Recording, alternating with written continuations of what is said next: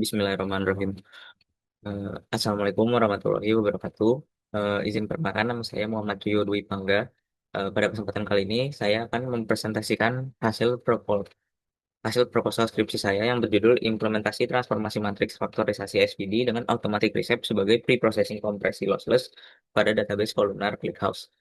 Insya Allahnya skripsi ini akan dibimbing oleh Bapak Muhammad Irfan Septiar Musti, SSI, MSI.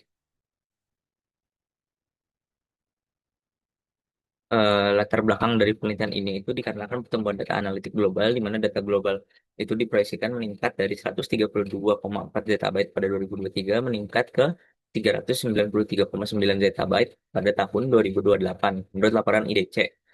Dis- Karena itu, sistem OLAP membutuhkan kompresi yang jauh lebih efisien. Nah, permasalahannya, meskipun ZPC memiliki windows pencarian yang lebih luas dibandingkan Delta dan Gorilla, tapi belum ada pemanfaatan struktur matematis global pada data numerik seperti log rank, korelasi global, dan pola matrix. Research gap dan ide solusinya, eh, pada paper terdahulu seperti ClickHouse, mereka memang sudah menggunakan Delta, Gorilla, dan ZTD sebagai kompresi data, cuma belum memanfaatkan matrix faktorisasi. Nah, untuk penelitian XLRMA sudah menggunakan SPD, namun hanya digunakan pada data multimedia. Untuk BTR Blocks sudah menerapkan cascading compression melalui kombinasi berbagai encoding ringan, cuma nggak diintegrasikan ke SVD dalam pipeline kompresinya. Nah, untuk penelitian keempat, Preprocessing and Change Image Compression sudah menerapkan transformation layer sebelum kode utama, tapi pendekatannya ini hanya kepada data citra, bukan data tabular kolomnar. Berdasarkan empat penelitian tersebut, belum ditemukan penelitian yang mengintegrasikan matriks faktorisasi SVD sebagai pre-processing transformation layer sebelum entropy coding pada database kolomnar ClickHouse. Rumusan masalah yang pertama itu bagaimana menerapkan SPD pada data kolom ClickHouse yang berbentuk vektor satu dimensi. Seperti yang kita tahu, database kolomnar itu menyimpan datanya per kolom, di mana kolom tersebut itu berdimensi n kali satu. Sedangkan SPD itu hanya menerima data yang berbentuk matriks, maka diperlukan reshape untuk mengubah vektor satu dimensi ke matriks dua dimensi. Yang kedua itu bagaimana mencegah proses bertek bersifat lossless agar datanya aman dan tidak hilang karena terpotong atau sebagainya. Yang ketiga, apakah hybrid SPD ZSPD ini mampu meningkatkan efisiensi kompresi dibanding kodek standar ClickHouse lainnya. Tujuan penelitiannya yang pertama mengembangkan hybrid SPD ZSPD, yang kedua mengembangkan automatic reshape, yang ketiga itu mengevaluasi compression ratio, storage shaping, dan query execution time. Batasan penelitiannya itu numerik, datanya itu bersifat numerik. Pada database ClickHouse, kode pembandingnya itu Delta Gorilla dan ZSTD, SPD-nya menggunakan rank 1 aproksimasi, dan penggunaan padding otomatis agar lossless kompresi.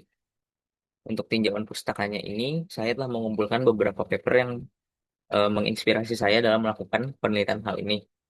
Mulai dari SPD based compression, sparse low rank matrix aproksimasi, compressed matrix faktorisasi, ada kode selection, data layout atau transversal strategi, columnar storage arsitektur, dan cascading compression pipeline. Sumber datasetnya ini dari dokumentasi website resmi ClickHouse. Untuk metode penelitiannya itu ada algoritma automatic reset, SPD rank 1, ZSTD compression, dan yang terakhir itu ada metrik evaluasinya, yaitu compression ratio, storage shaping, dan query execution time. Untuk alur penelitiannya sendiri, misalkan kita memiliki sebuah data kolom n kali satu, maka akan dicari sebuah automatic recept agar mengkonversi vektor tersebut menjadi sebuah matriks. Nah, nantinya akan dihasilkan dua, yaitu matriks A dengan dua dimensi dan metadata yang berisi dimensi reshape dan panjang data asli. Nah, matriks A ini akan digunakan SPD rank 1 sehingga menghasilkan representasi log rank dan residual eksak. Nah, yang saya kompresi itu adalah residual eksaknya menggunakan ZSTD sehingga nantinya saya akan memiliki storage compression di mana persamaan stock representationnya itu berisi dari representasi log rank, residual yang sudah dikompresi, dan metadata yang berisi dimensi reset dan panjang data asli.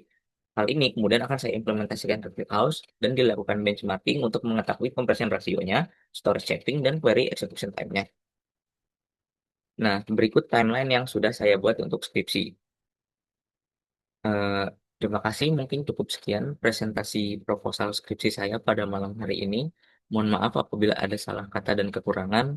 Wabillahi taufiq wal hidayah. Wassalamualaikum warahmatullahi wabarakatuh.